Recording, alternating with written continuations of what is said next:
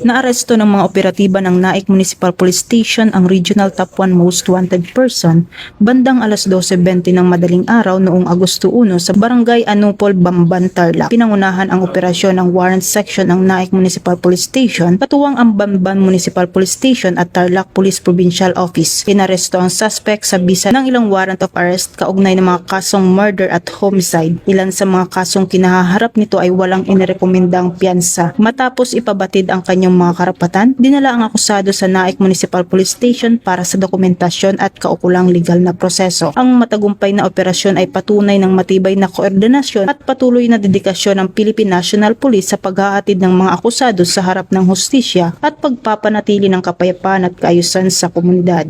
Mula dito sa National Headquarters ng Philippine National Police, ako po si Patrolwoman Dara Falogme. Nagbabalita para sa Police News Network, alagad ng batas, tagataguyod ng balitang pulis, bagong PNP para sa bagong Pilipinas, serbisyong mabilis, tapat at nararamdaman.